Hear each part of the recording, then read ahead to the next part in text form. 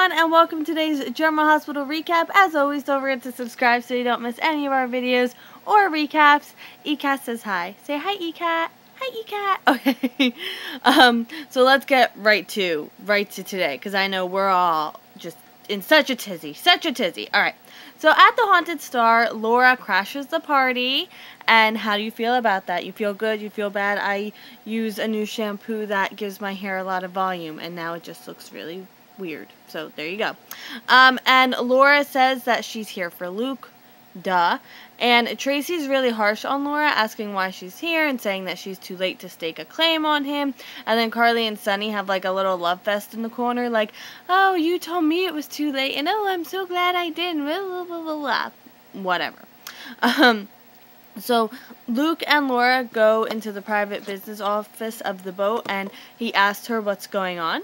And then just as Tracy, like, you know, cut back like a while later, just as Tracy's getting like really impatient with like what's going on, she's going to go find Luke and Laura, and that's when Luke comes back into the room.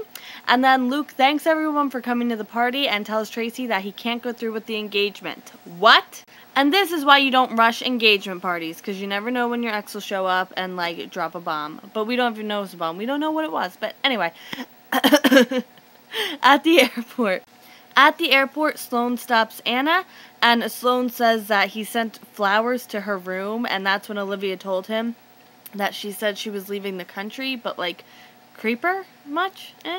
And Sloane, like, he's like, oh, are you leaving? Like, is this about me? And I'm like, no, this isn't about you. This is the fact that, you know, Duke died and she's having a tough time with that and she's being haunted by nightmares of Carlos.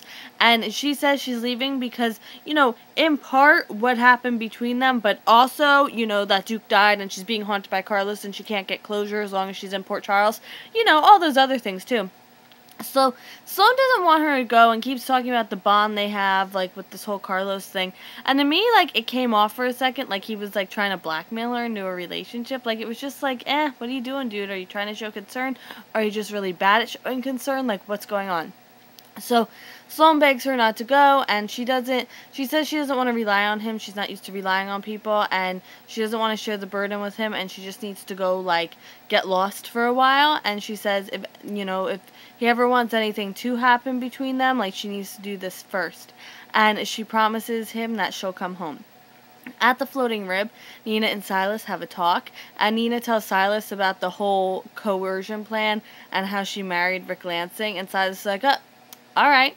So Silas apologizes for what happened between her and Franco, and she's like, why? You have nothing to do with it. And he's like, well, you came to see me at the hospital, and you were in proximity. And she's like, oh, blah, blah, blah, blah, blah, blah, blah. And that's basically how that went for a while, and we will revisit them in a second.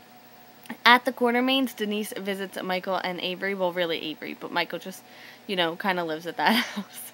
And Michael seems pretty welcoming to Denise, and Denise butters up Michael and tells him that he's the only one who really cares about AJ's safety, well, Avery's safety and all that.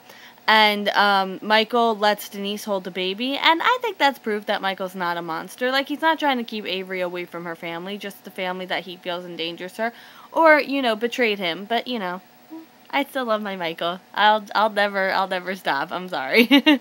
So, Michael leaves the room, and Denise/Ava tells Avery that she's her mother, and, like, I'll keep it a secret just between us. And, okay, but not, like, when that kid learns to talk, not so much. And Denise wants to stay put her to bed, but Michael tells her she's not needed. And Denise wants to see Avery again, and Michael gives her his card and says, call my office and we'll set up a time. And she very sadly leaves. And I don't think Michael meant it in a bad way. Like, that's, you know, Michael was, because then he talks to Sabrina, and Sabrina's like, oh, that was really nice of you. So, like, he really doesn't mean it in a bad way. At the Jeromes, Morgan and Kiki come to pick up Denise, and she's not there because she went to the Quartermains. And the guy at the door tells them that Silas was there, and Denise left shortly after he was there. And Denise shows up, and, okay, so then Kiki leaves to go find Denise and winds up at the floating rib. But while she's gone, Denise shows up and tells Morgan that Michael let her hold Avery. And then she breaks down in Morgan's arms and says, like, how she wasn't ready for all the feelings that holding the baby brought up into her. And then Morgan's like, oh, you remind me so much of Ava, like, holding you. And like, reminds me of her and blah, blah, blah. And then they wind up kissing. What? What? What?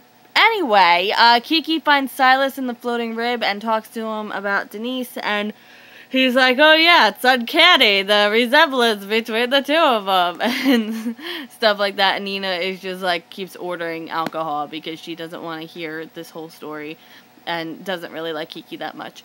But yeah, so very interesting day on German Hospital as a whole, I'd have to say. If you like this video, please give us a thumbs up, and I hope you have a really great day. I will see you tomorrow for more German Hospital, and I already said I hope you have a great day. See, Mondays are never good for all of us.